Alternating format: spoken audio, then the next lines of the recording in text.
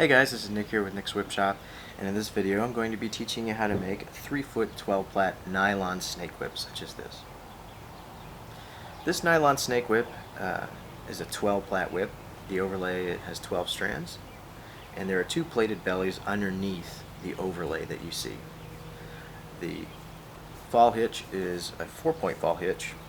This whip is also shot loaded, meaning the core innermost part of the whip is filled with steel BBs for more mass and ultimately making the whip easier to crack. Now, what is a snake whip, first of all, and what's it good for? A snake whip is essentially a bull whip with no rigidity in the handle. Bull whips have steel in the handle, or wood, or something to reinforce it, something to make it rigid. And if you take a bull whip and you find the transition point between the handle and the rest of the whip, the floppy part, cut it there, throw the handle away, take what you have left, and what you have left is a snake whip. It's all one snake-like flexible whip. Now, what is a snake whip good for, really? Pretty much anything that a bull whip is good for. You can cut targets with it, you can do routines with it, you can do trick shots, cut something above your head, you can put out candles with it. But the true really neat feature about snake whips, especially the smaller ones, is just how compact they are. Like, I can take this thing, that'll fit in my pocket easily. So they're really compact whips. Some ranchers prefer them if they're working with their cattle. They prefer something smaller, something that's not going to wear their arm out.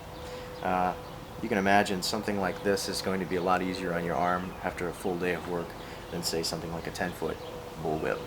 It's a lot heavier. This thing can be just as loud as a bull whip if you put a lot of strength into it, put a lot of force into it. This whip is, these are a lot of fun.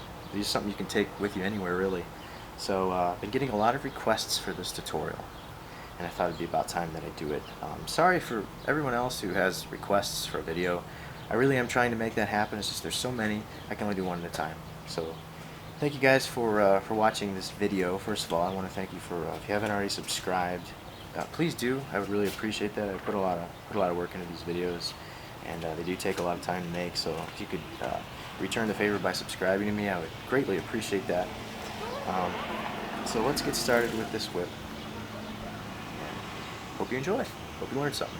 Alright guys, here's the materials and tools needed to construct this 3-foot snake whip. First off, the most important material is going to be your parachute cord. You can get this on eBay. Make sure there are some cheap rip-off brands of parachute cord out there. Make sure that you're purchasing Type 3 550 military grade parachute cord with 7 strands inside. You need 120 feet total for this particular whip. Next, you'll need some electrical tape. 1 roll will be plenty. Tape measure. Pair of pliers. Scissors. A lighter. A threaded Permalock or lacing needle. You can buy this on Amazon.com. I got mine on eBay for about $3. You also need a good clamp or a vise, something to hold your whip while you're working on it. It's very important. You'll need a flat piece of wood, smooth, flat. A cinder block works. I actually have this. This is my custom one that I use, but you just need something that's flat, even a 2x4 for rolling the whip to make it smoother, as you'll see as the video progresses. Some small nails for trim. These are just some wire brads I have here.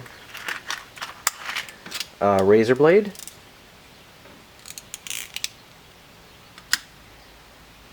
Next, I have steel BBs. These are 4.5 millimeter BBs. The caliber is .177.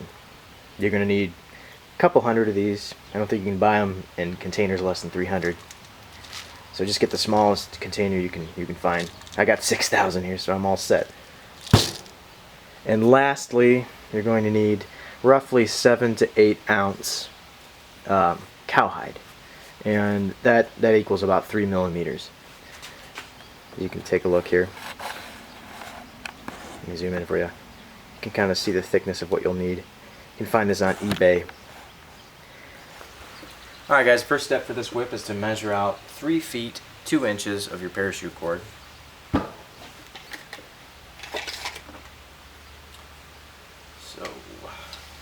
feet 2 inches.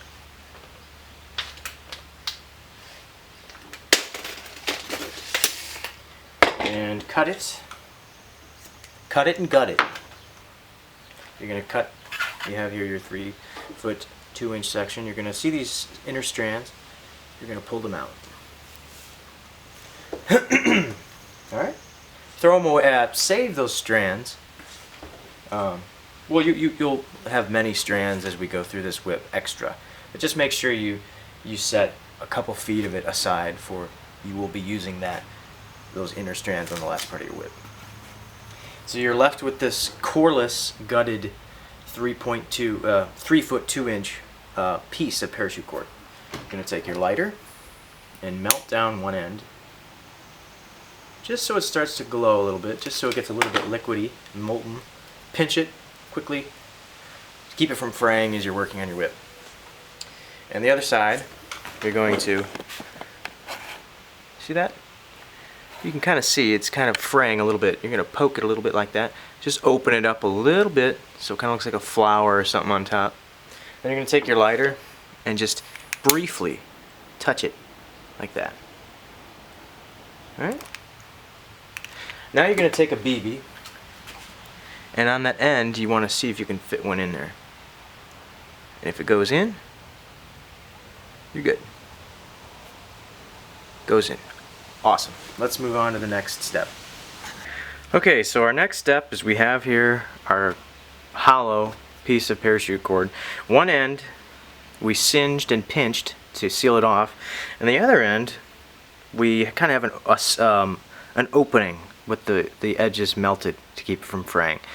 Now the next step is a bit lengthy. We're going to take our steel BBs and fill up the majority of this core. Alright, so let me show you how we do that. I'm just going to pour some of these BBs into here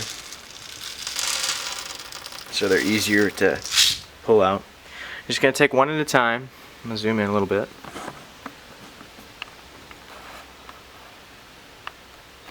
I'm going to take one at a time, like this, and put them inside here. See that? With my fingernail, I'm actually pushing them down. Get about 2 or 3 of them in there. Take your time on this BB. Pushing it in, just packing it in with my fingertip, pinching it just like this.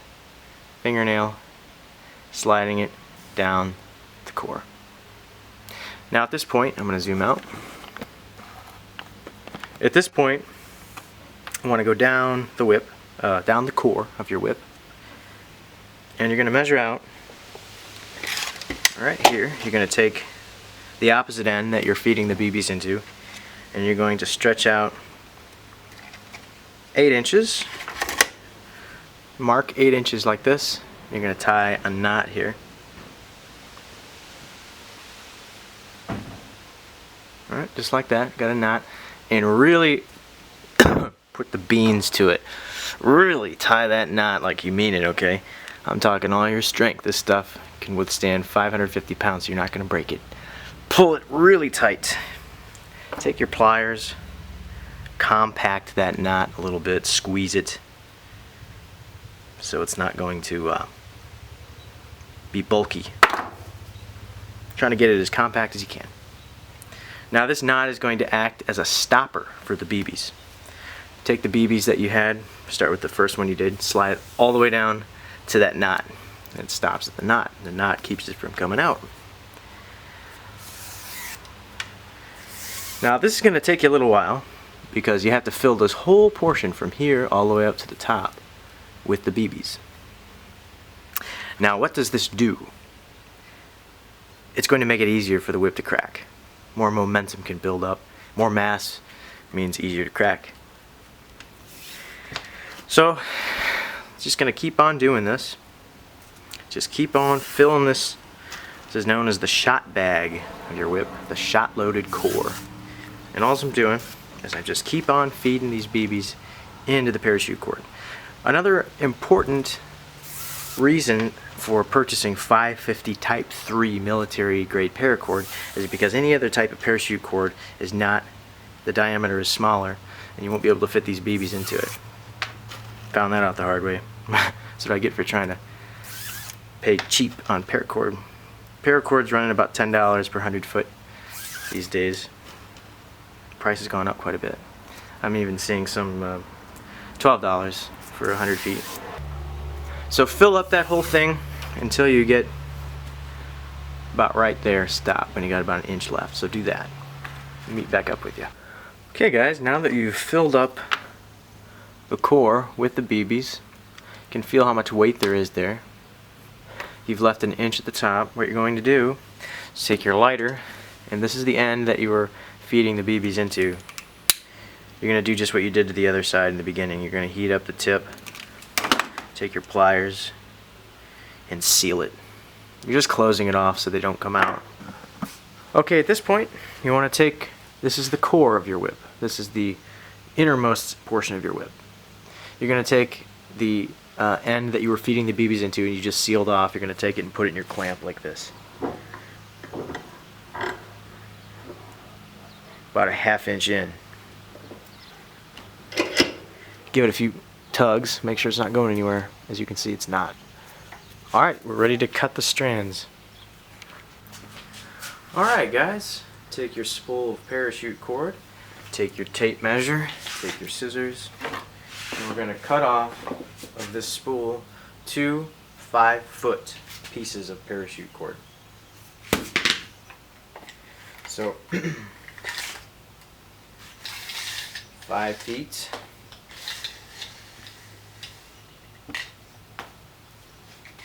Cut it at 5 feet. And then you'll need a secondary 5 feet piece. 5-foot piece. Okay.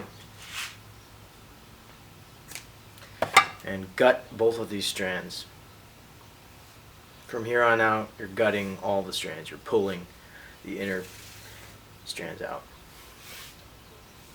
Set them aside for further use. And you're going to find the middles of these 2 pieces. Right? There's the middle.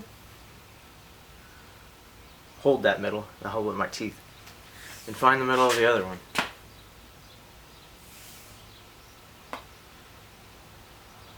So you found the middle of both strands. Let's move over to our whip now. So as you can see, we have here, I'm trying my best to work around this camera. So sorry if it shakes. I have here, here's the middle of the first 5-foot strand. I'm going to sneak it right around there.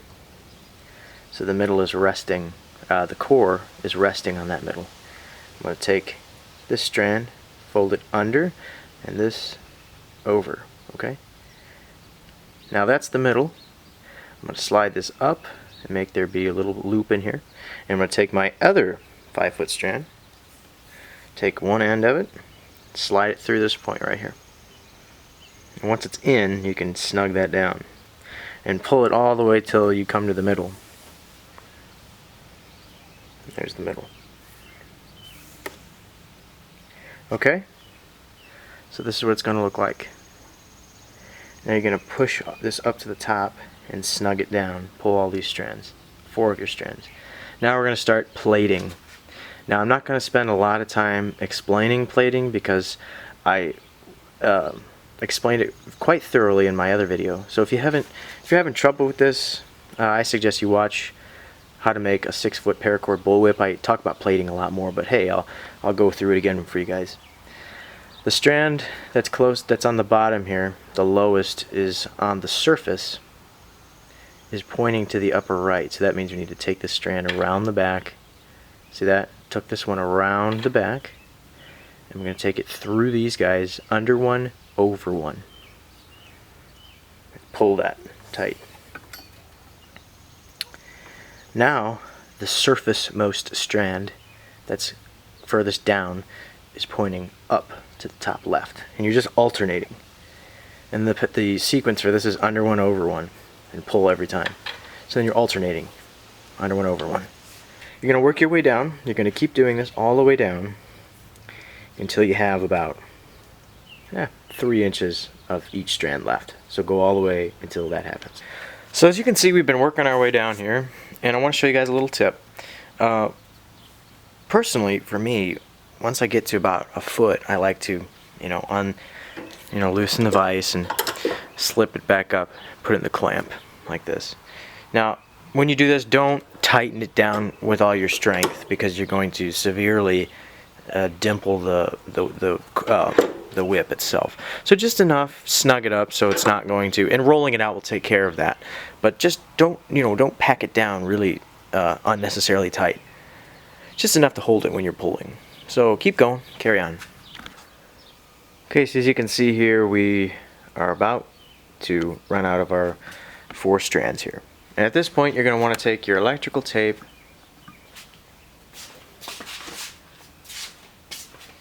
and you're going to tightly wrap the inch above. Take your scissors as well. Doesn't really matter. This isn't a, you have to do it exactly this way. All you're doing is keeping these from unraveling, okay? Take your electrical tape. Snug it down, just like that. Zoom out. Get your scissors now. So, grab your strands here. You got, here's the core, here's your strands. I'll zoom out a little more for you. And you're going to cut the shortest strand, so there's about a 1/2 inch from the tape. Make sure you don't cut your core, alright? You're going to grab your second strand and just see what I'm doing? I'm making all these strands staggered. This is going to give the whip a nice tapered transition. So longer or longest, second longest, shorter, shortest. Just it's not chop. This will give your whip, like I said, a nice taper. Next, you're going to take your electrical tape and you're going to wrap those 4 strands that you just cut. And that right there, my friends, is the reason that you want to make sure that your whip is nice and tight in your vise, with the exception of smashing it completely. Just enough to hold it in while putting a lot of tension on it, a decent amount. So as you can see, I'm wrapping this electrical tape here around those strands. And we have 1 left now. Once we're at the end of the longest strand that's meeting up with the core, give it 1 last nice tight wrap and either break it or cut it off. And good. Okay guys, the first part of your whip is done. This is the core plus the first belly. There's 1 more belly, 1 more layer to do after this, and then the overlay and your whip is about done, really. So here it is. Swing it around a little bit. It's starting to feel like a whip. Man, that is some milky weather, as my friend would say, my friend Josiah would say, we're having today. There's some fog coming off the lake. Look at that. We're in the clouds. So, there you have it. The next step is to roll this with our piece of flat, smooth wood.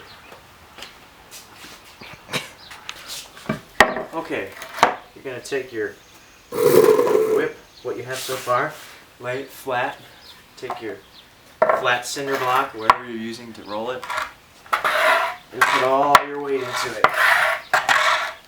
Really make it nice and round.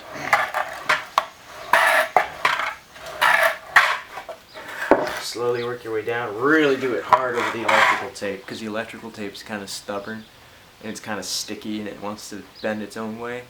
Show it who's boss right now.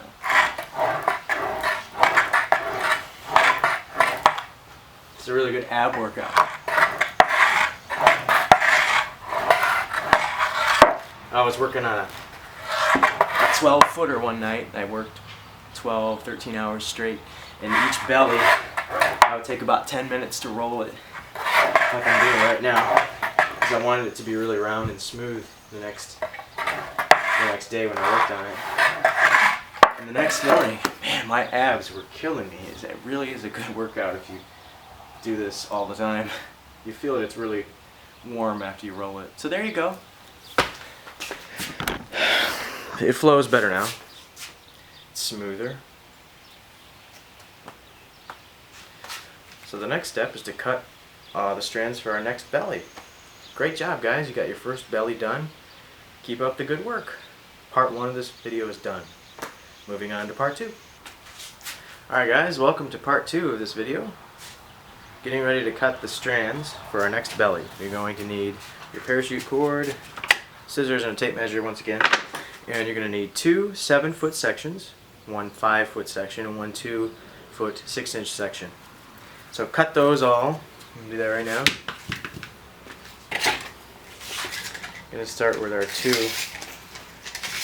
7-foot pieces.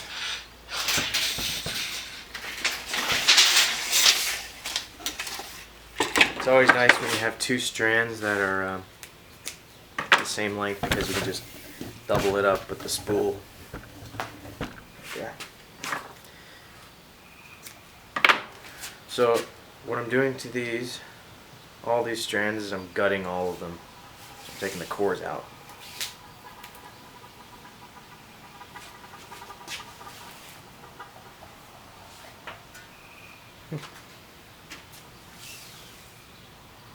Okay. And finding the middle of them. These are the 2 7-footers. Finding the exact middle. See?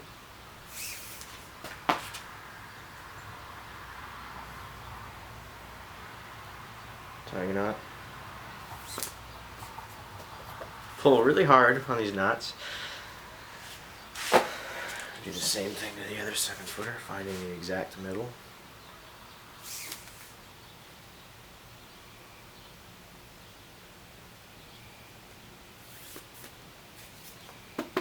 Okay. And next is our 5-foot piece.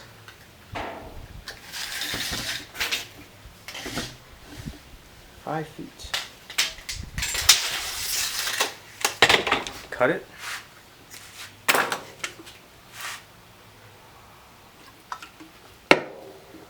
Pull the strands out.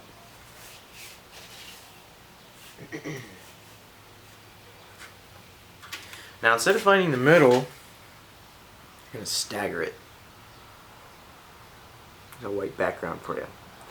You're going to want about 2.5 to 3 inches difference, and find the middle of that, which isn't really the middle, but you can tie a knot there. Pull that knot real tight. And lastly, we're going to cut off our 2-foot piece, or 2-foot 6-inch piece. Wow. Loud. Whew. Cut it. Gut it. And the same thing. Staggering it. 2.5 to 3 inches. And tie that knot on the other side.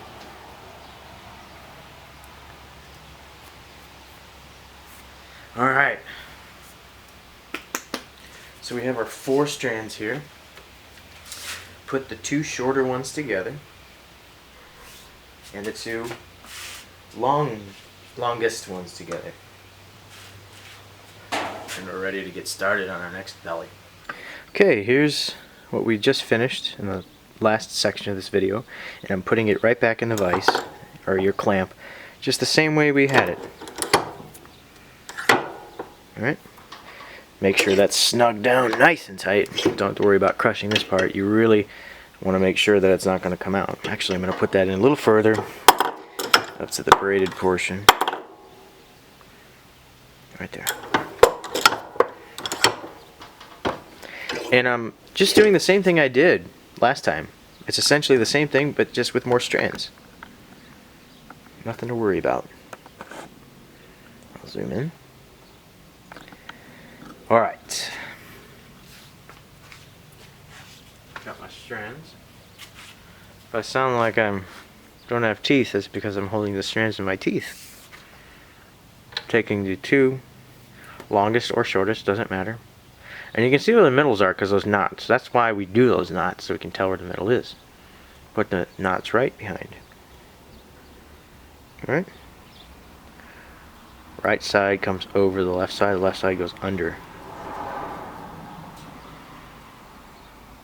Alright. Doing the same thing, giving it slack, like that. Got my 2 other strands, and I'm making sure that those go through. Once they're through, just like last time, we can snug them down. Just like that. Okay. The knots, we're still feeling the back to make sure the knots are in their correct places. Now we can pull these through and keep pulling until you find the knot, until the knot stops you. And then that's how you know you're in the middle. Okay? There we go. Knot stopped me. And see that? It looks the same, except there's 8 strands instead of 4 this time. So the same thing with the whole plating. The strand on the bottom, on the surface, pointing to the upper right. Taking it around the back, and this time, instead of doing under 1 over 1, we're doing under 2 over 2. It's the same thing. Pull that tight. Strand on the bottom, furthest down, on the surface, pointing to the upper left. The top left strand needs to come around the back, under 2, over 2. Pulling that tight. Bottom, most surface, pointing the upper right. And if you need help plating, like I said, please watch my video how to make a paracord bullwhip, because I explained the plating a lot more thoroughly in that video. For the sake of time, I'm going to do it quicker on this one.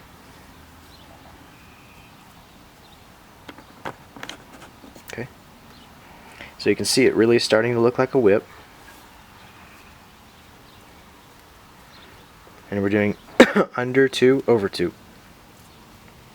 Now you're going to keep doing this plating, this 8 plat belly, as it is, under 2 over 2. You're going to keep plating it, and you're going to notice that 2 of your strands are going to start getting very short. And when your shortest strand is about 2.5 to 3 inches, you're going to stop there, and then you'll hit play again, and I'll show you what to do. So keep going until your short strand gets quite short, 2.5 to 3 inches. We'll pick up there. Alright guys, so one of your strands is going to run out. You can see how short that is. There's not a lot more you can do with it. So once it's on the bottom, left or right, you're going to just do this. You have it, it's on the bottom, furthest down on the surface. You're going to point to the upper right, you're going to plate under 2 over 2. And once it's like this, in this position, you're going to take it and just kind of pull it down like this.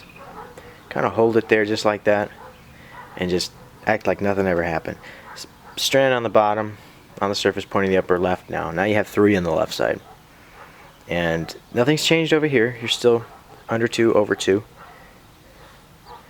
But on the left side, you got 3. What do you do about that? Well, just keep paying attention to this. Strand furthest down, on the surface, pointing the upper right. With 3 strands, you're going to go under 2 over 1.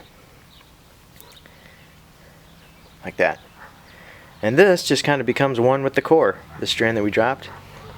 So keep plating under 2 over 2 on the right, and on the left, under 2 over 1. And once you get to a certain point, we're going to actually cut this off. My scissors and my lighter. I'm going to snip this here.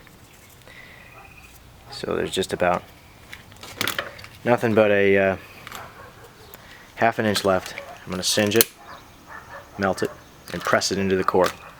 Press it into the body of the whip. And pretty soon your other strand is going to run out, because remember, there was only about 2.5 inches difference.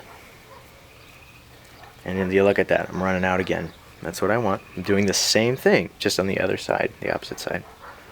Plating it normally. Here's the strand, it's on the bottom.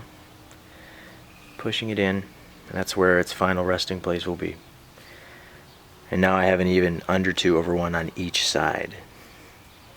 If it wants to keep going over there, just pull it back where it needs to be. All right. I'm just doing under 2/1.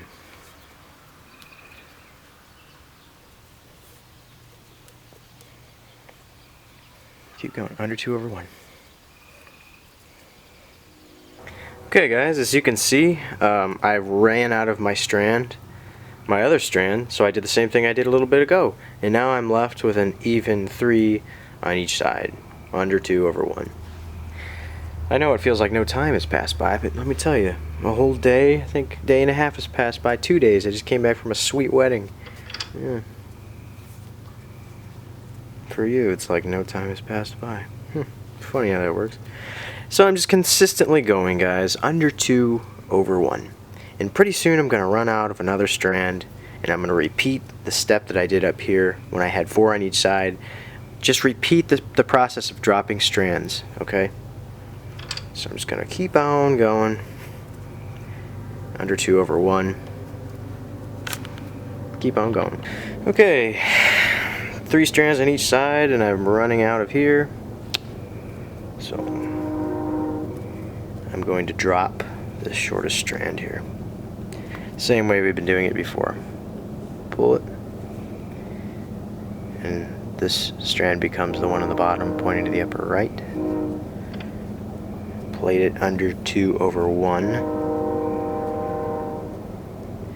And then on the right side I'm going under 1/1 because there's 2 there. I'm doing that for a couple passes. Okay, see what I'm doing? Under 1/1. You want to keep the time that there's an uneven amount, like 3 over here, 2 over here, 6 over here, 5 over here. You want that unbalanced sequence to not last more than just a couple passes. Otherwise, your last 2 strands will start to get off. Okay, so now we're going to do this. And I'm doing the same thing I've been doing.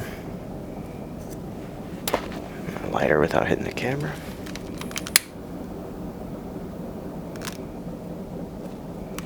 I wouldn't recommend using your fingers to press the molten nylon into the core, because burn your fingers like that. But, so getting ready to do the same thing to the other one. Here's the very last plate of this guy. Look how short it is. Pull it real tight for its last one. Okay, see that? Pulling it down to its final resting place. Yep, slipped out. Use this one next up to really hold it down in place. And under 1/1. And now we're back to our 4 plat. Pull that core, or the strand onto the core.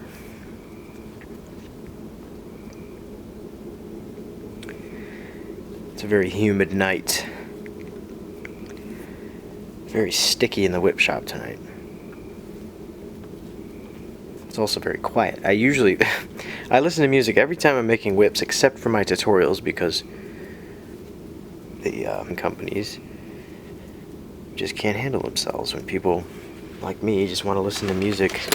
I'm not trying to steal the music, I'm just trying to, I mean, last time in my tutorial video I was listening to a bunch of songs, and it wasn't even playing over speakers. I had headphones in my ears, or earbuds or something like that, and YouTube's filter or phishing thing or whatever, where they look for all these songs copyright by the Warner Music Group, it just happened to pick up the music that was playing on my headphones. I wasn't trying to steal the music, I wasn't trying to do any foul play or anything like that.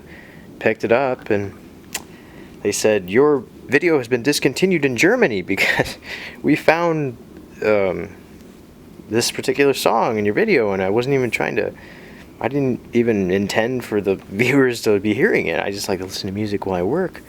So I was like, man, I had to go through, YouTube was testing this little tool where you can like cut out audio. So I had to use that because they had my video shut down in Germany. So all you guys in Germany, sorry about that. I wasn't trying to, you know, just trying to listen to my music. Come on, what do you want? Alright guys, I've reached the end here, just about. Okay, I'm going to adjust this. Zoom in a bit. Alright, just about ready. I'm going to slide this up in the vise.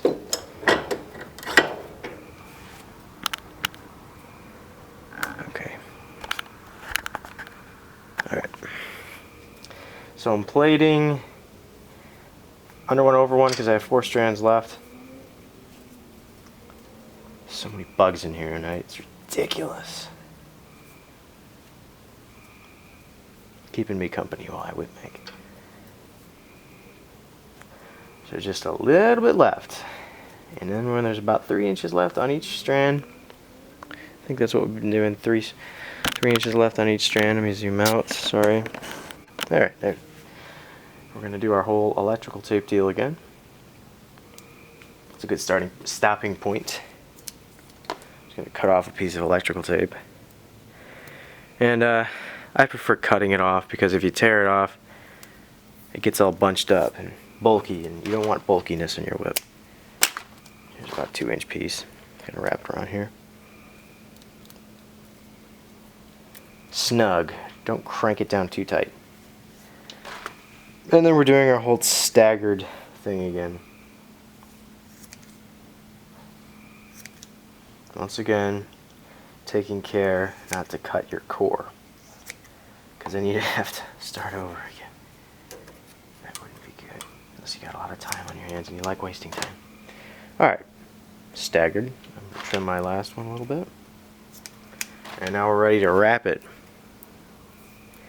with our electrical tape and get a nice tapered transition.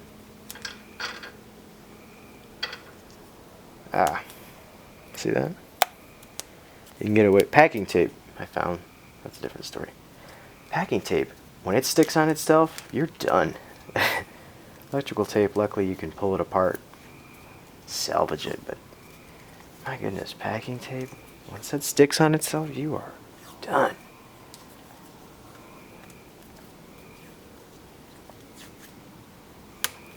Alright guys, almost done. So here we go, we are done with our second layer. Alright. So, a lot of pressure. Because this is what's going to make your whip flow evenly. It gets all the kinks out, all the stiff segments of the whip. I'm still in dress pants, which probably isn't too good for you.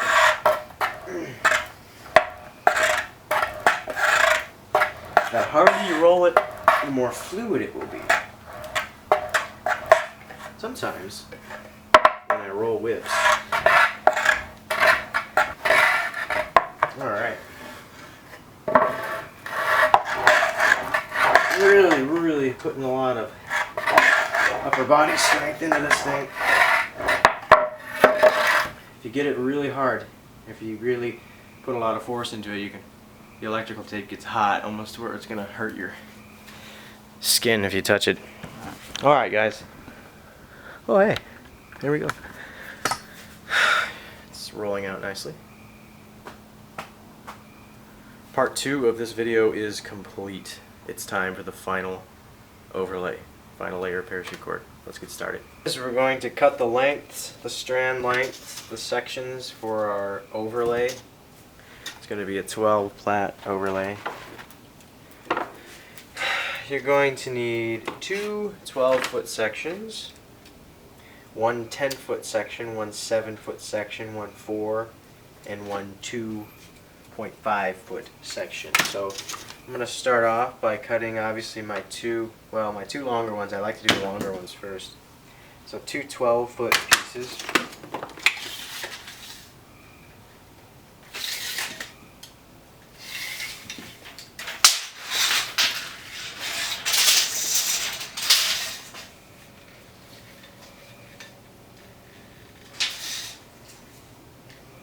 There's 12. And I'm going to need 2 of the 12-foot pieces. At this point, I'm going to switch over to another color that I have. This is completely optional. If you want it all black, that's fine. But I'm going to make my second 12-foot piece in white to give some variation in my whip.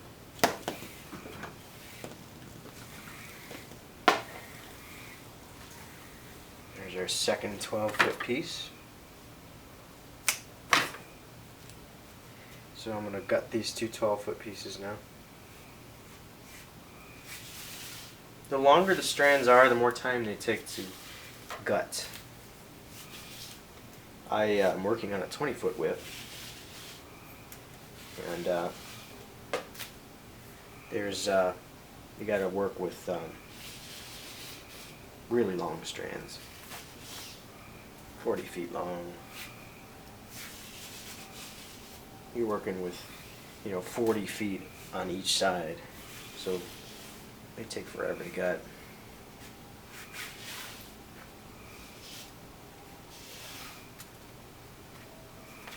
Alright. So you're going to find the middles of your two 12-footers.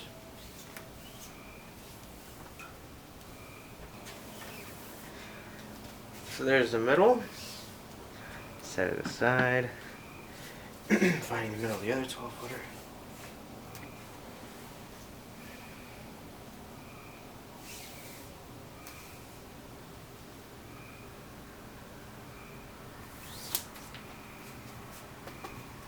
Two longest strands are out of the way. Next one is a 10-footer. I'm just going to switch back to all black to finish out the whip. 10-foot.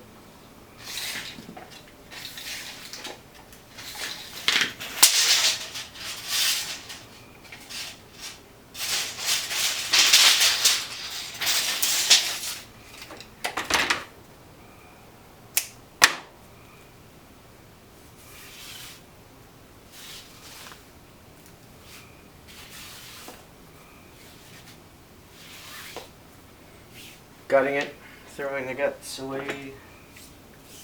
Now, instead of finding the middle, we're going to do our 2.5 to 3 inch staggering again. And find our middle. Tying the knots. Keep in mind, when you tie these knots, get them as tight as you can. There's our 10-footer. 7-footer.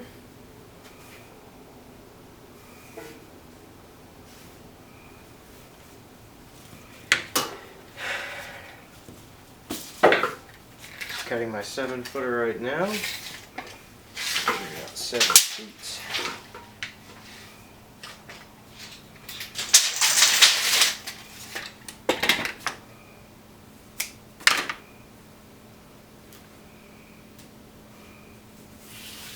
Just doing the same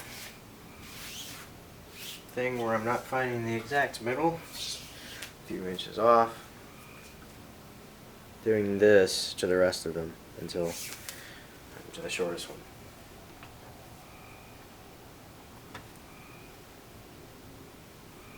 So now we need a 4-footer.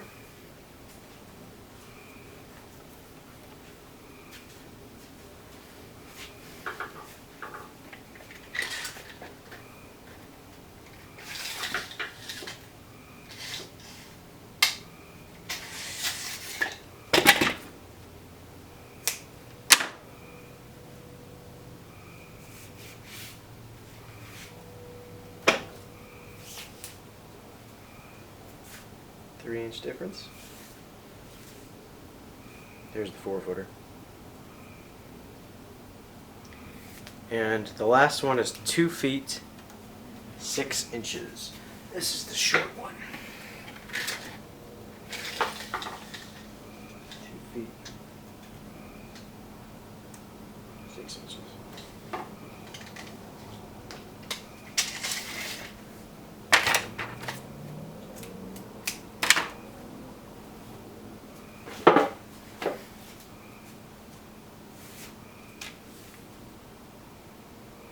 Staggered.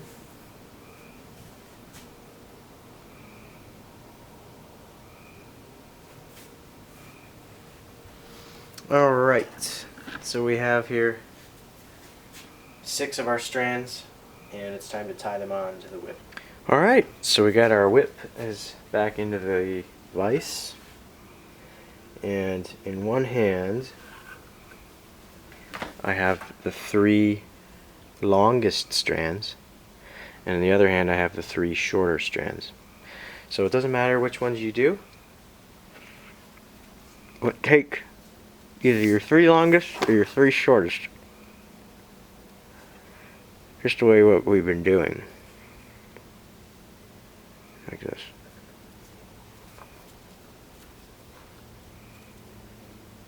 Okay. Make sure everything's lined up correctly. Form the loop. And we're sliding. I'm taking the 3 other strands. This is the same thing we've been doing, just with more strands. Pulling that, closing the loop. Now that those are in, pulling each one individually until I'm stopped by the knots, showing me where the middle is. There we go. Alright, slide this little thing up to the top here, this little segment, this gathering of strands, and we're plaiting. I think I hear some rats fighting out there right now. The strand on the bottom points to the upper right. With 6 strands on each side, 12 plat, we're going under 3 over 3. Nice even number. Alternating to the other side. Under 3 over 3. Pull everything up just a little bit so we don't lose any length on our whip.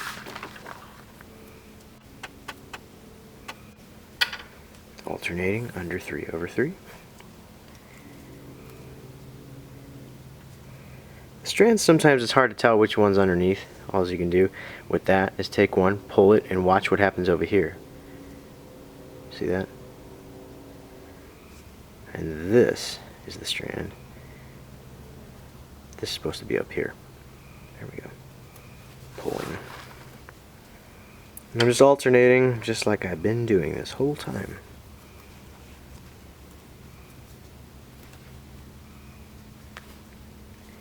Under 2 over 2. Mosquitoes are horrible tonight. Under 3. Excuse me, I said 2. I meant 3. It's been a long day, guys. Sorry about that. Under 3 over 3. So keep going. Keep going strong. Under 3 over 3 until you start running out of your 2 shortest strands, and we'll meet up there. Okay, I've run out of my first strand, and it's on the left side. So I'm going to do what I've been doing. And some of you are probably saying, I'm sick of seeing this, same thing over and over again, and others are probably saying, I'm glad. But there's always a few people that want to see it slower and want to see every step. That's the purpose of these videos. I'm trying not to skip any steps. That's why they're so long.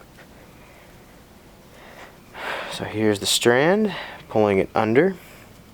And mostly I'm showing you every step of dropping strands so you can know the sequence. I mean, 5, some people might not know what to do with that. So on the left side, now I have, you can see how many strands I have, 5. I'm going to go under 3 over 2. That's what you do. That's the formula for 5 strands.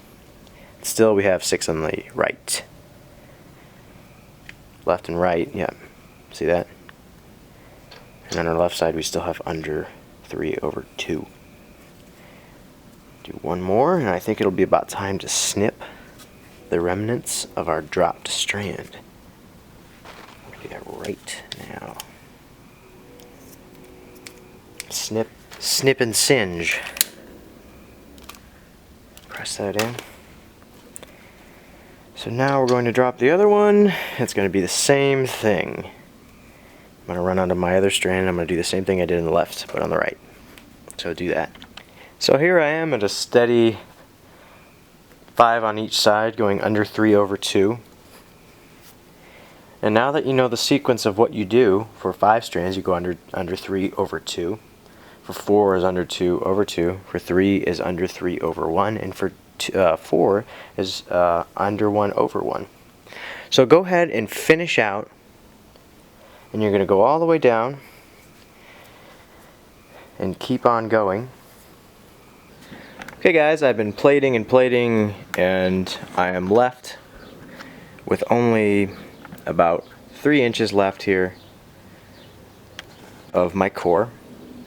At this point I have 2 strands. All I did was I plated and plated, dropping strands as I go down. Didn't need to show you that because I showed you how to do it on the previous bellies. And now I'm just left with 4 strands total.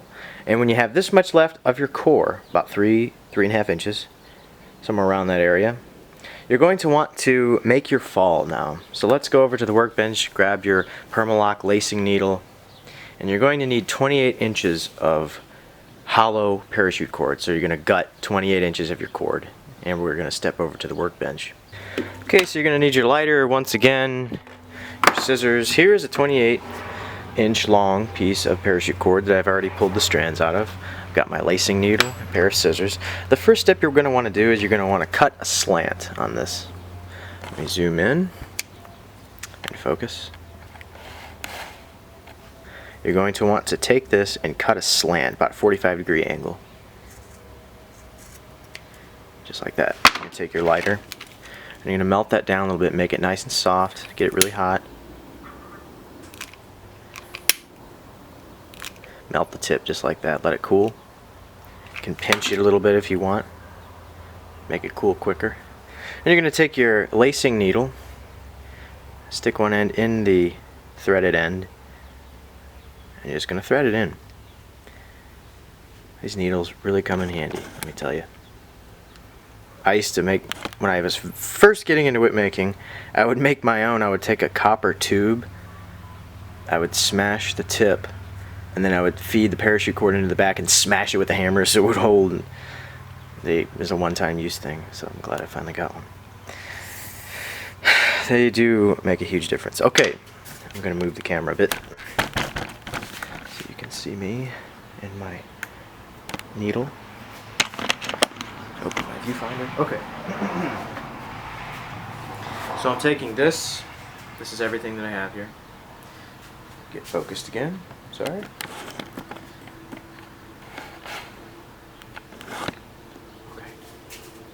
Alright, you're going to take the whole thing like this, and you're going to find the middle. Slide your fingers down, find the middle. So you have your needle end on this side, and then you have the middle here. You're going to take the needle and feed. I have to keep changing the focus because I don't use autofocus anymore because I was filming a tornado one time and it was autofocus and I was mad about that, so I never used it again. Anyways, alright, we're taking this, the needle, and we're feeding it in, pushing it towards the end of the fall. Now look at the way I'm doing this. See that? I can zoom in even more if you like here. Perfect. I'm actually feeding the needle inside of itself, or I'm feeding the needle inside the gutted parachute cord. And ultimately what we're doing is we're feeding the whole cord inside itself. So once you get the first part in there, it's pretty much just kind of shuffling it, giving it slack, pulling, and different, like the humidity actually plays a role in how smooth the needle slips through. Like the humidity's like probably 80% right now, so it's really tight. You can feel that it's gripping. But if it was a dry, humidity's 20-30%, it would slip through quite easily. And I'm really sweaty too. My hands have moisture on them, so any moisture is going to hinder the smoothness of the way the needle travels through. Okay, so once we get to the end here, you'll find that there's a little eye here. That's just what you want. Pinch the eye and slide everything down. At this point you can take your needle, unthread the needle, pull that out, just like that. Needle's going to come out. There it is. And this part's important. You got your eye. Take your fingers, pinch, and go all the way down. And you can still feel 2 layers of parachute cord. Once you feel that little step down, right there is where it is. You can tell that there is no longer 2. The 2 stop here, 1 stops, and 1 continues. You want to cut it about 1/4 of an inch this way, so there's still 2. You get what I'm saying? There's 2 strands. 1 strand inside the other. So I cut that, and I'm going to singe the tip.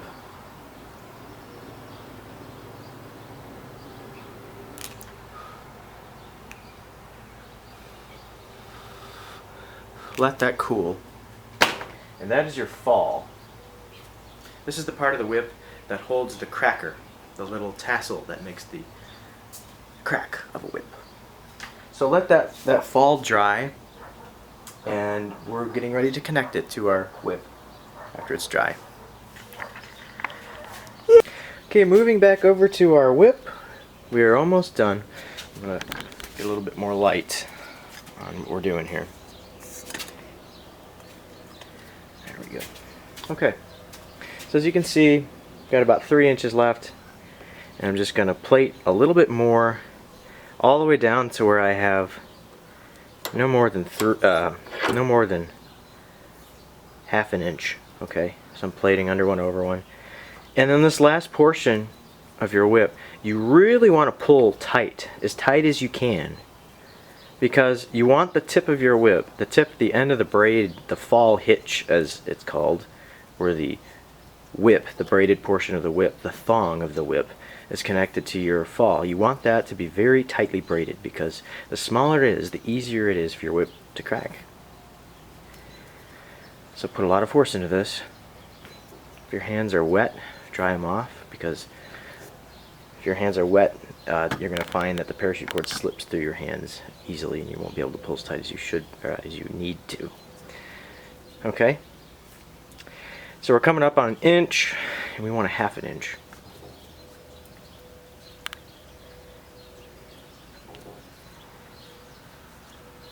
Half an inch doesn't really matter.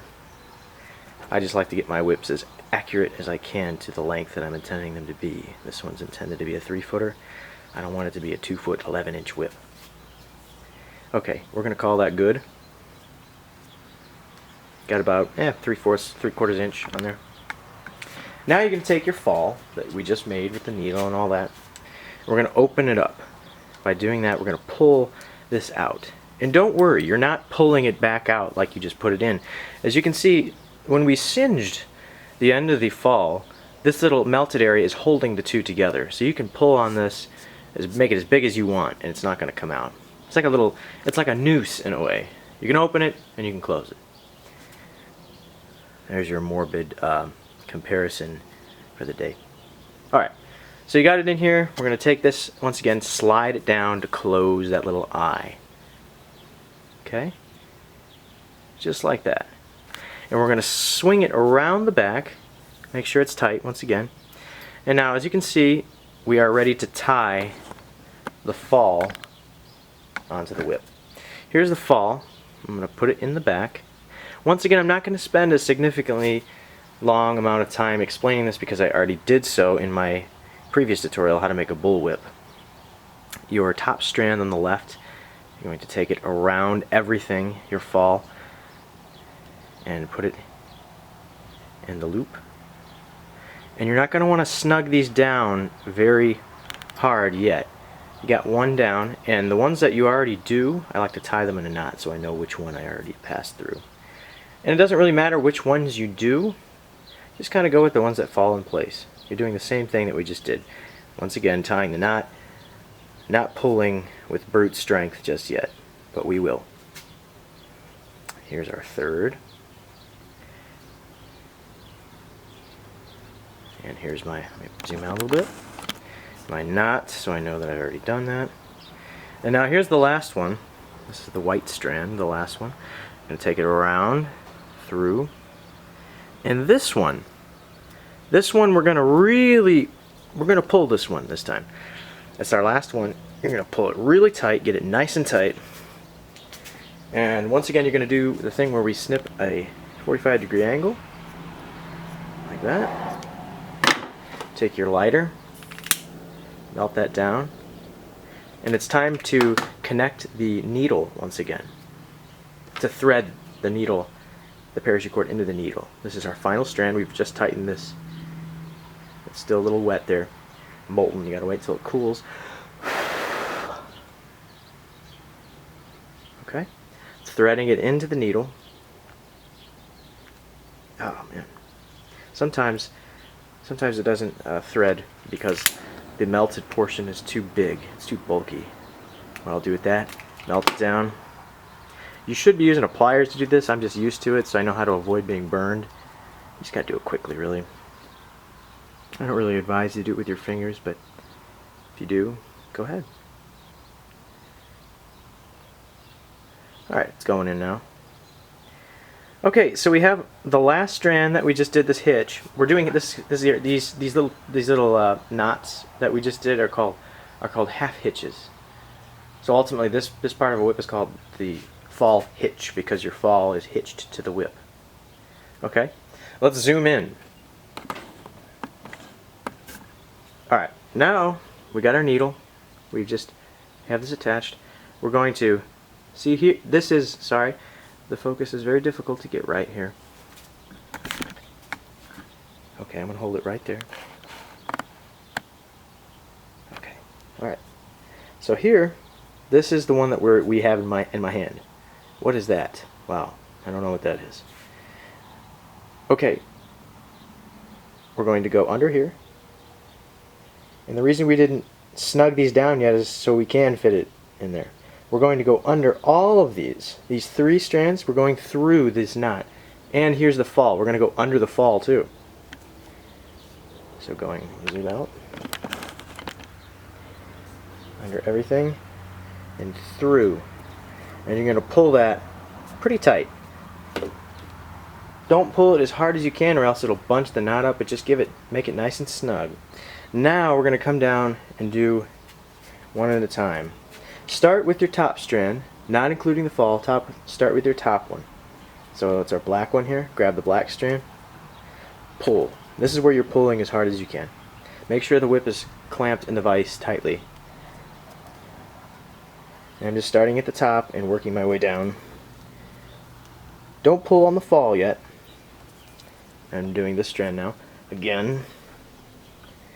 Top. Second to top.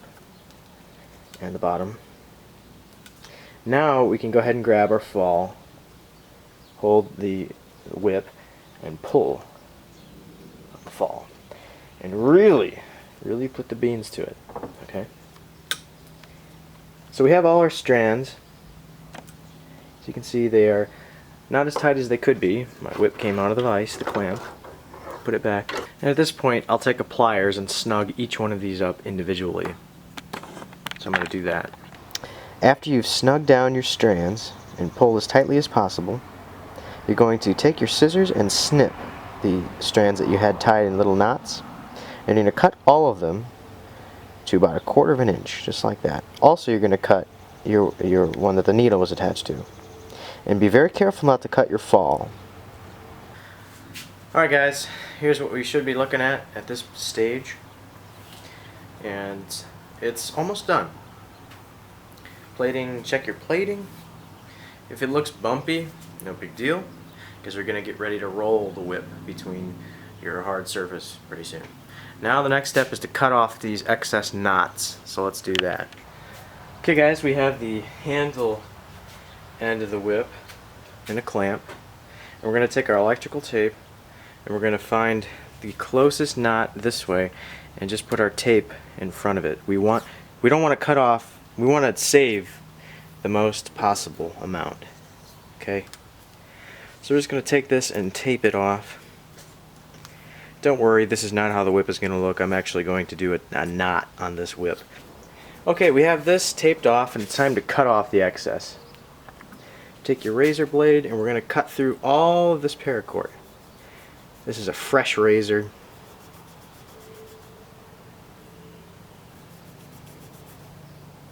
This is just cutting clean through everything, okay? and you want to really neaten things up. Cut off the knots. Okay. Alright, at this point you're going to take your lighter and you really just kind of melt down this end piece, okay?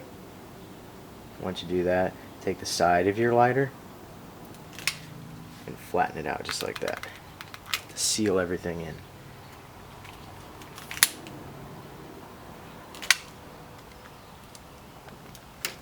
And there you go. Time to roll it. Okay guys, this is the last time you'll be rolling this whip. The whip itself. We'll be rolling the knot lightly once we tie that. But this is the last time that we're going to do the whip itself. Now usually a whip that's any longer than this, I'll hold down, I'll tie this, the fall to something. But I think we can get away with a whip being this short. We can go ahead and roll the whole thing at once. Here we go. Okay. Now if your floor is kind of dirty like mine is, dusty, in this workshop there's a lot of sawdust that gets on the floor, mud sometimes from shoes and stuff. I like to take a bottle of Windex, especially on this white whip here.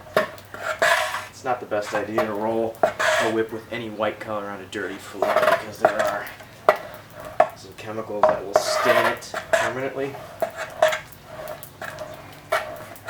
If you're going to roll any layer, make this one count, because this is what everybody looks at.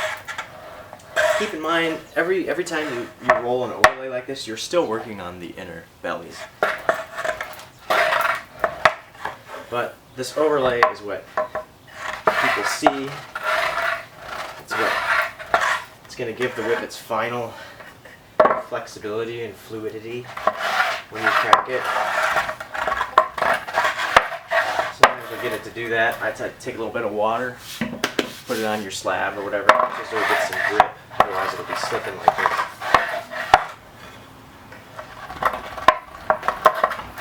So there we go. As you can see, it's a little dirty there. Like I said, I'll take a little bit of Windex and a rag. Whole whip, spray the whole whip. Take a rag and just... So you can see it was pretty filthy in that floor. Even if you sweep, sometimes oil stains can get on it. I don't do this with my custom whips on the floor anyway. So there, take a look at your whip right now and swing it. You really feel that weight distribution is good. I feel like I've had a cracker on it. You can get a nice crack out of it. It's time to work on the end knot, the heel knot of your whip. Let's do that. Okay, so before we tie our heel knot, we need a foundation for the knot. If you tie a knot directly onto this, it's just going to slide right off. So we need some sort of foundation. And once again, we're going to need to get out our wire brads or our small nails. You'll need your cowhide. You'll need a pair of scissors, a tape measure, and your pair of heavy-duty pliers, or just a small pair of pliers such as this. And we're going to start working on the foundation here. Okay, from our hide we're going to measure. I've already, as you can see, I cut out a piece. It's just estimated how long it needs to be, but it needs to be a certain width. It needs to cover the tape that you taped on the on your whip here. So I'm going to hold this up and just see how it looks. It looks like it's pretty good. I think I need to trim it up just a little bit with my scissors. Let me do that real quick. Just make it consistent. Make it look nice and neat. And it's very important that the hide is the depth is consistent through and throughout. Otherwise you'll get parts of the heel knot extend further forward than the others. Alright, now let's test it. Let's test fit it. Just going to hold it like this and just wrap it around. Like that. See what I'm doing here? And then I'm going to take it and just mark that with my fingernail like that. I'm going to cut it there. Make sure you're using heavy-duty scissors. something that can cut through hide like this. And here's the piece. This is our foundation for our whip. Now let's take our whip and put it in the clamp. Okay, so we've got here our whip is in the vise, or your clamp. You're going to take your piece of cowhide, cut off about an inch long piece of electrical tape. Make sure you have that electrical tape roll next to you, because you're going to need it here in a second. It's going to take this just like this. So this is going to temporarily hold it in place, okay? You're going to put this right here, your cowhide piece. Make sure that you want to have this flush with the side of your piece of leather here. And just tape it down just like that now. Okay. Now we're going to wrap it around so the two pieces meet in the middle like this. Make sure I'm in focus. And I'm going to take my roll. You should have this handy while you're stretching the piece around. Have it armed and ready, in a way, you could say. And you're going to tape this down just like that. If they don't meet all the way, they will. And you have that happen a lot. It's annoying. So you can see I'm just wrapping it around. And this electrical tape is going to more so hold these two ends together and compact. See that? See, there's this big old space in there, but that'll go away once we really put some force into how we wrap here. And you're going to go around here until your hide is completely covered by the electrical tape. Okay. And instead of tearing the electrical tape, you're going to want to cut it at this point so there's no ruffled edges here. So here's the foundation of our whip. It's time to take our wire nails, or trim nails, and secure it. Anchor it. If I were to use this tied down in here, this would just come off after about 100 cracks probably. So that's why we take a pair of pliers. Got our wires here. Our nails, sorry, not wires. What you're going to want to do is you want to take the nail, and it depends on how long they are. If they're about this long, I need to snip it a little bit. Snip about a third or fourth off. This is about how long you want your nail to be, just like this, okay?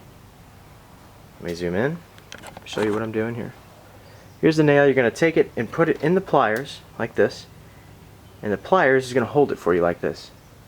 You're going to take it, start at the top, and push in, just like this. And you're going to push the nail till it goes all the way in. Just like that, to where it's flush with the top. I'm going to repeat, cutting my nail, the top of it off, putting it in my pliers, and I'll do it down here. And I'm just pushing the nail through the leather and into the core of the whip. If you run into a BB, you might find that it's impossible to push it down any further. Simply pull it out and go in again. So we have two sets here. We got 1, 2, I like to do 2, 4, 6, 8 total.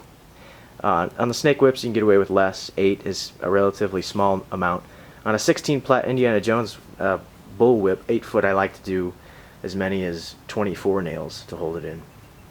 So go ahead and do that. 1, 2, 3, 4, 5, 6, 7, 8 on the four sides. Now once you're done with that, they might have some sharp edges. You can either wrap that with more electrical tape, or you can sand them down with a file or sandpaper. So go ahead and finish that. Okay, so I got all my nails in the foundation. I'm going to take my electrical tape and just give it a couple more coats here. Smooth everything out.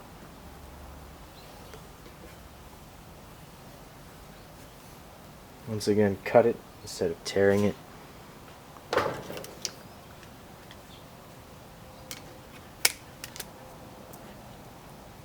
And it's time to tie the knot. Okay, this is a 6 foot piece of parachute cord that I pulled the strands out of, and I've attached my needle like I've been doing. I accidentally dipped this in glue and got toilet paper, or tissue that is, on the handle there, so that'll be covered up. But if you're wondering what that is, that's what that is. I accidentally got it in some glue. It won't harm anything here. Alright, we're going to get ready to tie our Turk's head knot here. You're going to take the opposite end of the needle and you're going to lay the parachute cord just like this at about a 45-degree angle. Hold that with your thumb. Come over the top like that, around the side, and overlap that just like that.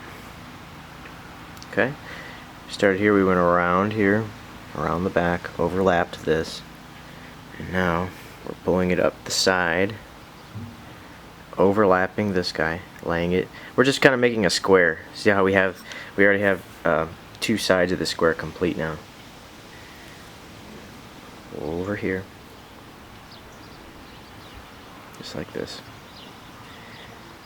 And here we're going to go under, right here where it crosses. Instead of going over, we're going under. Take your needle, slip it right under. And once you do that first pass, give this a little pull here to tighten that back up. Okay, gently but firmly pulling your lace through. And see how we have this little bunched up twisted area? Just be patient with it. You might need to snug that up a little bit again. Alright, so here we go. This is what we're looking at right now. Twist it this way, going up this side again, and now we're going to go under here. So take your needle, get a little twisted there, sorry about that. Alright, we went over, and now here we're going to go under.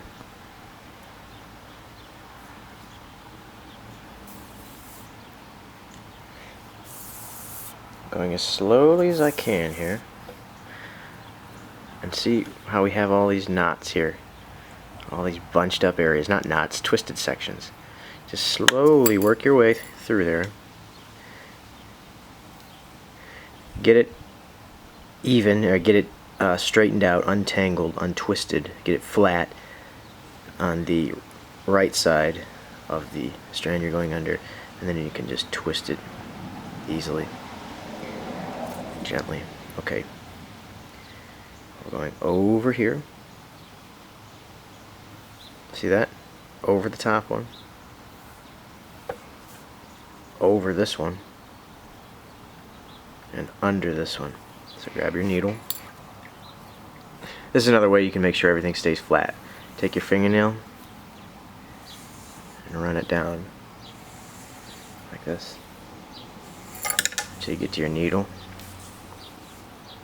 and lace everything like that. And for the most part, the most you'll get is usually only one twist. So we'll do it that way. Okay, we're going over the top here, and now over this guy, and then we're going to go under this one.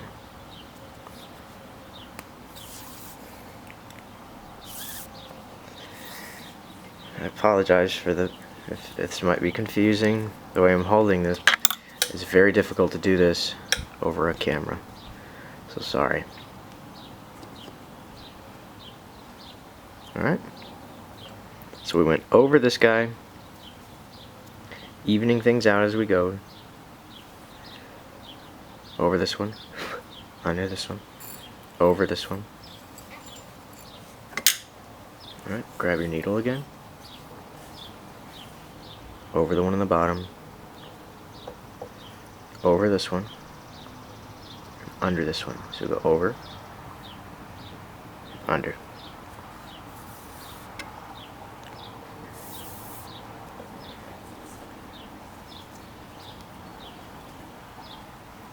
I got that tangled up there, sorry.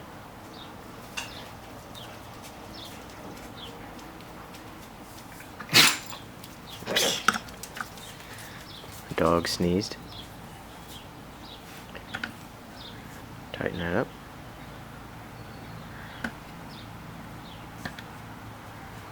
So we just went under this one, over this one, under this one now. Got my parachute cord going through the legs of my tripod now. Over, under. See that? You have two going over on each side, and you got one going under in the middle.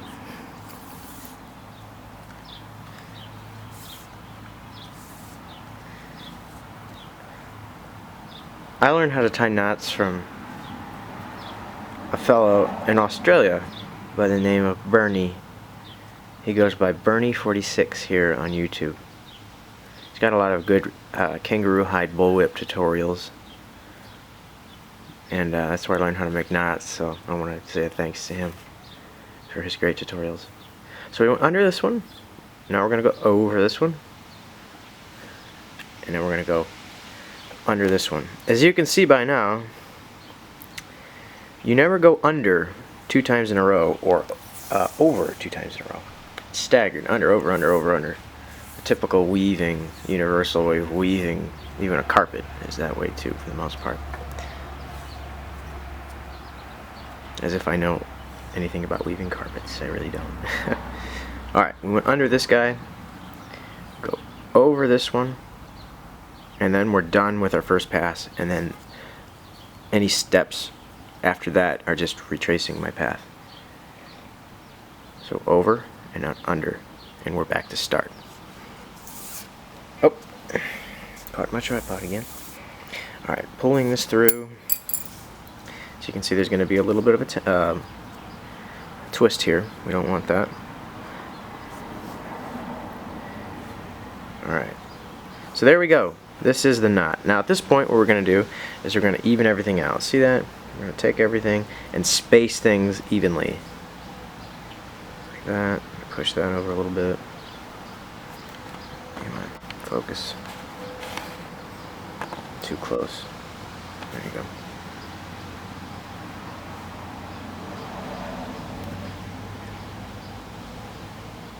Not too bad.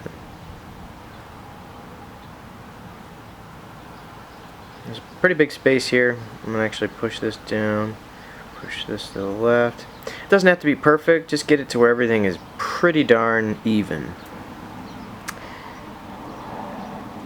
You can see we got our little square on the top, looking good. I'm going to give this guy a little tug here. Alright? Now, keep in mind, don't work on this knot. When you work on it, don't pull things tightly yet. Because if you pull things tightly, they're going to slide around.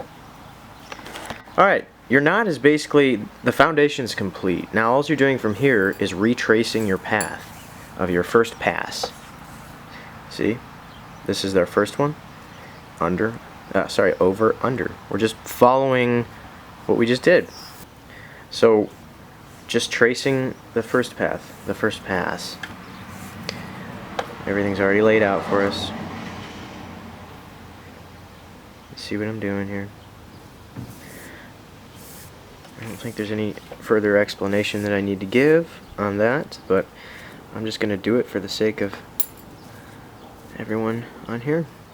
I'm just going to do it for you guys. I'd say one of the biggest, most difficult parts of tying one of these knots is starting, because you have to hold things down with your finger. And once you get, about a fourth of the way, third of the way done, you can start to let things go. And they just fall into place. And I really need to stress that I'm not pulling tight. I'm not pulling very tight on these, okay? I'm not pulling tightly on these, on the knot yet, on the strands, because if I do that, this will start creeping this way on me from the tension.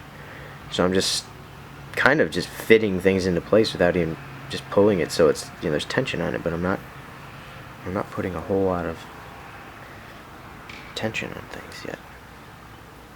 Alright? Just following the leader here.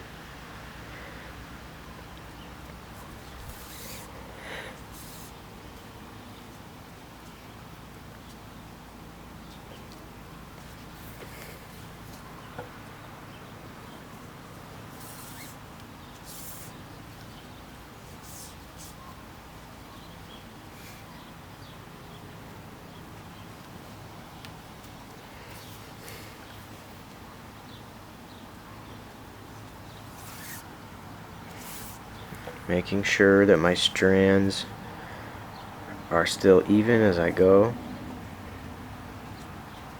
Make sure things aren't slipping. This guy's slipping off the end a little bit. Move it back into place.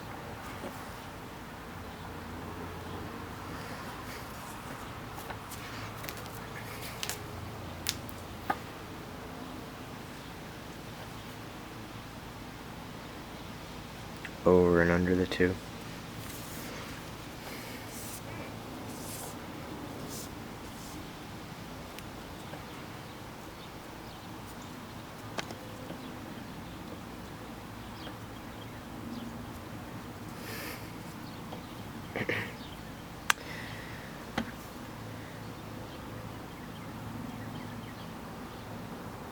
I was in Iowa a couple days ago, and there was I'm a storm chaser as well. I'm a photographer for the most part. That's my other job, my more consistent job, I guess you could say. And I've always been interested in severe weather. I'm just talking about this to fill in the emptiness, the silence. But I was in Iowa, and there was a line of storms moving in, and I got there. I looked at the forecast, looked at all the models and everything, the weather models, and I happened to pick the wrong storm.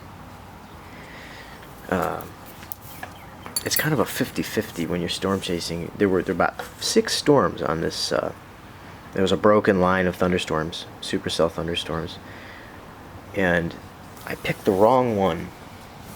And of course, the one 50 miles to my southwest was the one that produced a tornado. So I was kind of disappointed about that. But weather has always been a huge passion of mine.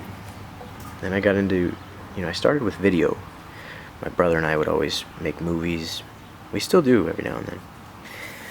But if you'd like, check out my Facebook page, facebook.com/NicksSchrader Photography.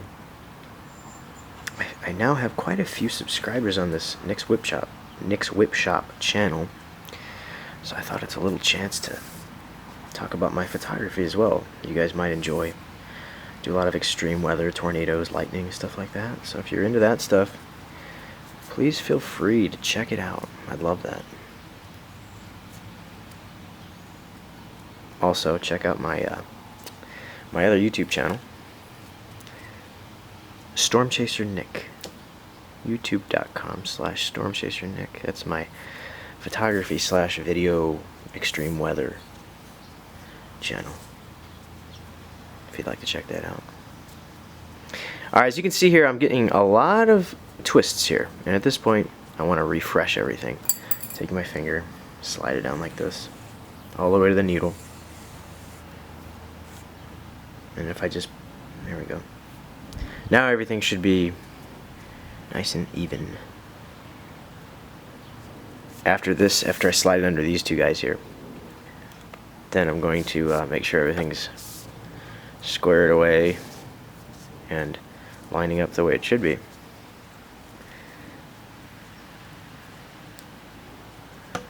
Knots are very time consuming, as you might already see.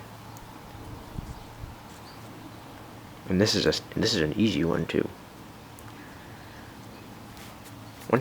Once you get the hang of it, knots are not that bad anymore. They took me forever to learn. I still now and then mess up a knot and have to start over. And I've been making whips for about 3 years now. I've made over 200 whips in my life with these knots, and let me tell you, I still have days where I just have trouble with them. So if you're having trouble with this, say to yourself, the guy who's been making whips for 3 years is having trouble with it too. They're tricky. I'm telling you, they're tricky. You can almost get done with one and you realize you messed something up in the beginning, you gotta take the whole thing apart. It's a pain. But they look great.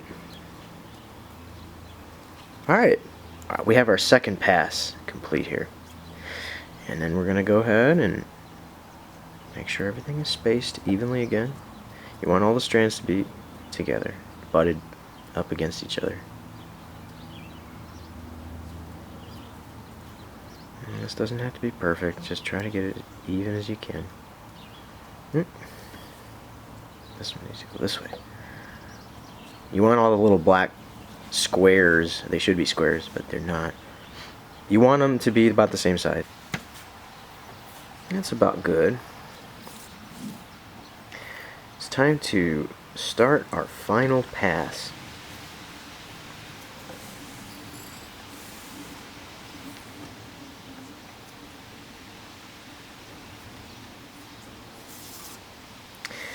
I would love to see if you guys do make a snake whip with this tutorial. I would absolutely love to see a video response of how your whips turned out. I'm encouraging people to post videos and pictures to NicksWhipShop Facebook page. I do. It is very satisfying, and it's a lot of fun to see you guys use my tutorial and produce a really nice whip. Some of you guys really did an amazing job on the look at that, my needle. Sorry, this is weird. My needle is stuck. It was actually stuck in the crack in there. That's weird. What are the chances of that? But some of you guys really really did a fantastic job using the 6-foot bullwhip tutorial. I was really impressed with some of it. Man, I can tell you what, if you guys keep making whips, you're going to be better than me by your 5th one. So, fantastic job on those whips, guys. Keep it up. Now, here's a little tip here. Sometimes it's hard to see where to put it in there. Just going to scooch those over and make a little tiny hole. If you can get the tip of that needle in there, you're good. Because you don't necessarily want to open up a huge area there. Just enough so the needle can get in. And if the needle can get in, the parachute cord will soon follow smoothly. Now when you pull tension on these, don't just pull like that. You want to hold this down and pull as to keep it from sliding upward, because you don't want that to happen.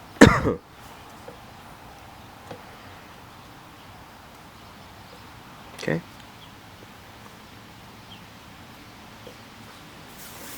And I'm still just following the 2 previous strands.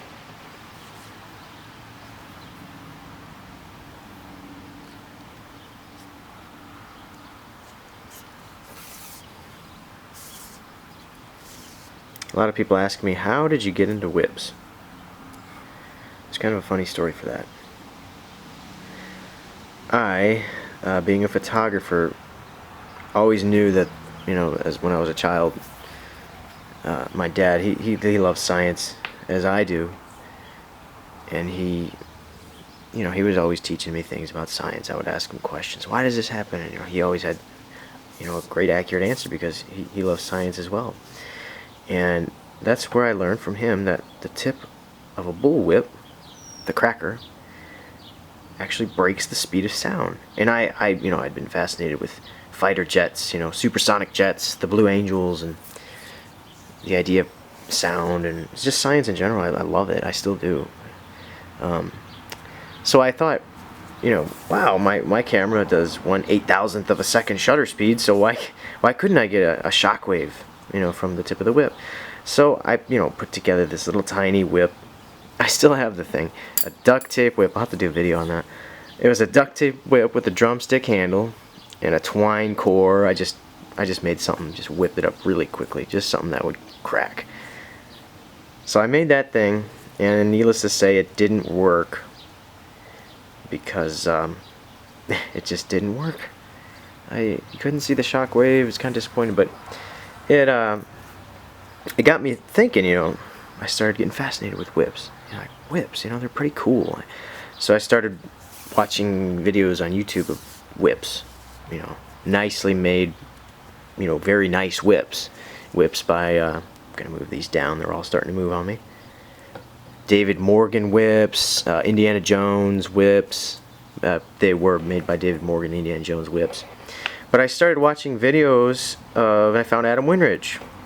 And I thought, how cool is this? Here's this guy is really fascinated, and he's dedicated to this really unique thing, whip making and whips.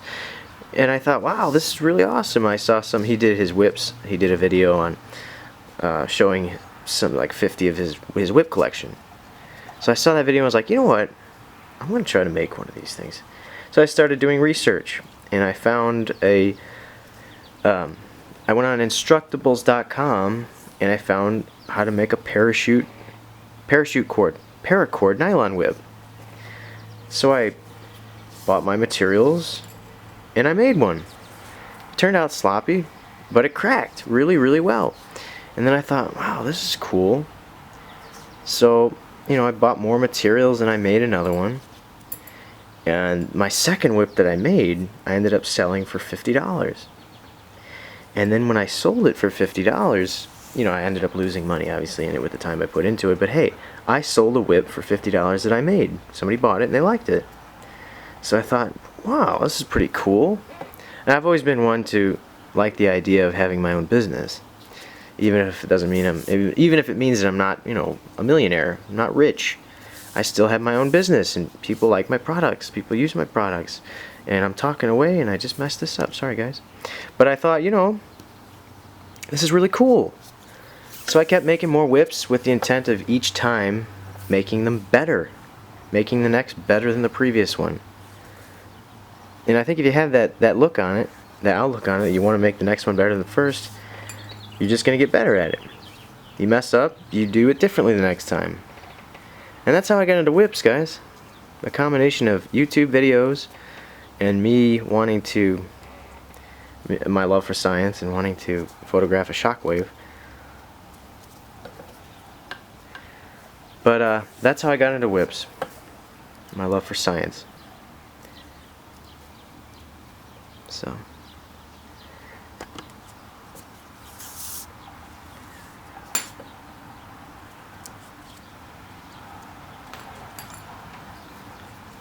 Now you might say, you know, there's a lot of spaces in here. You can see through to the black. But that'll be taken care of. So no worries there. And this particular section of strands wants to keep shifting inward. And that's a part of me pulling too tightly. And that's that lets me know that I need to back off a little bit.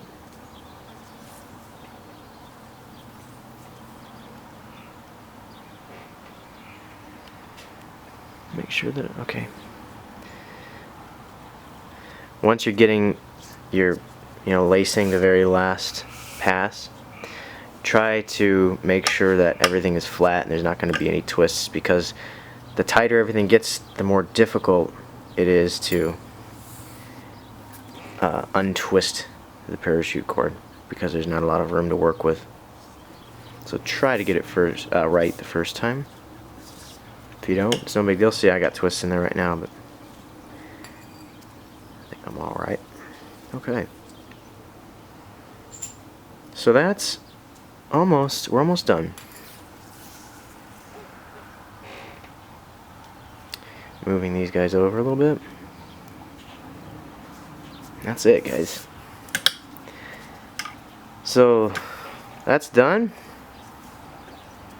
There's some spaces in here we're going to take care of. We're going to do that by working all of our strands downward like this. And that's going to fill in these spaces here.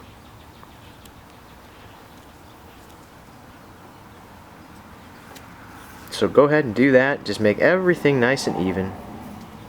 And then we're going to roll our knot. But before we do that, I'm going to take the final strand that I just did, hold this down here, and pull. Not very tightly, just, you know, tension. A good amount of tension. And this guy, I'm going to pull this as well with the same tension. And now, I'm going to get my razor. Okay, and now we're going to take this, we're going to cut about 1/16 of an inch remaining, because we're going to, in a minute here, we're going to singe it and melt it into place. And cut from the bottom up so you don't cut into your plating, alright?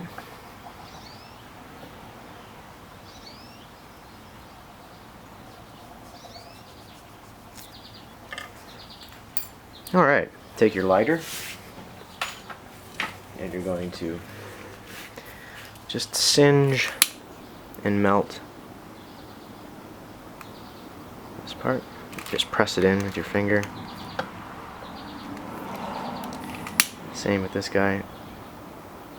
You got to be careful on the white, because this white parachute cord is it's delicate, in that if you melt it too much, it'll turn yellow, and then ultimately it'll turn black and look really bad. Alright guys, time for the next step. Okay, I'm going to take our whip. Never roll solid white on a floor with oil on it. I'm just doing this for the video. Lightly roll your knot. This will take care of the spaces in between, the black spaces, and I like to take it after that. Just hold it at about a slight angle, very slight angle. And this will give the knot a nice finish. One more little roll. And then I like to grab, I'm just gonna run over here. I'll grab like a little piece of wood. I'll turn the whip up like this, and this will give the knot a nice cylindrical shape.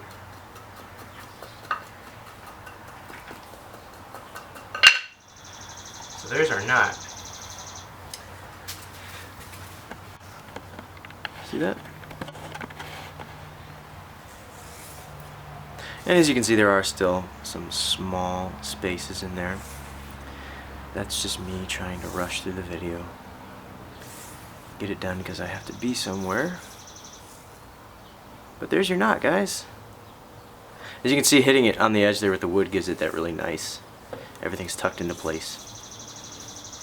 Yep. Next step. Okay, it's time to grab this stuff. This is the one strand of your inner core of the parachute cord that you've been gutting. This is what's inside, and you're going to want to take about a 3.5 foot piece, fold it in half, find the middle. This is going to be our cracker. Now you can do this, you can put this in a clamp, and you can take a pencil and twist it like this to wind it up. I actually have a drill here that I use with a hook on it, so I can do it really quickly. I'll show you what I'm doing here. I'll put it in the loop like this, holding this out, and then I'm twisting. Should be good. And then again, you're going to find the middle, hold it here, and let go of up here. Take it off the drill, and this is what we're left with. This is the cracker. I'm going to tie it.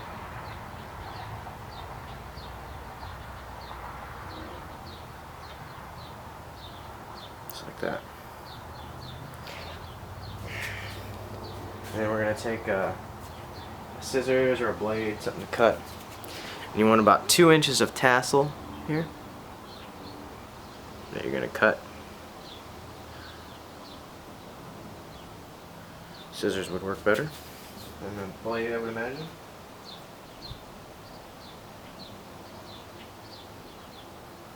Okay, and this is your cracker. I don't know why it's so dark. There we go. Now we're going to attach it to the fall, and your whip's done. Okay guys, here's the whip. You're going to take the end of the fall, zoom in. You're going to take the cracker and open up a small eye on the end. And you're just going to do this by twisting the opposite way that it's twisted. So you got this opened up here like that, and you're going to fit that over just like that and let it twist back on itself. Okay. You're going to take this around the back and just tie a half hitch on it. This is the same type of knot that you used to tie the fall onto your whip. You're going to pull that real tight.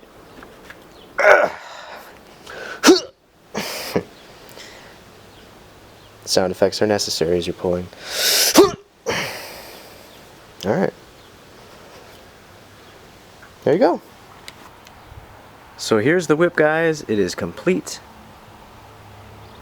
All that's left now is to take it out and give it some test cracks. Thanks so much. watching this video, guys. I hope you enjoyed it. You learned something new. See you in the next video.